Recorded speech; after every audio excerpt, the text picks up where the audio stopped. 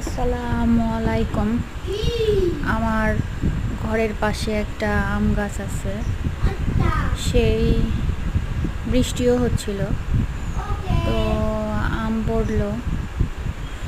Light নিয়ে আমরা আম কুড়াচ্ছিলাম। অনেক কটা আম পড়ছে, আবার রাতে ভয়ও লাগছিল।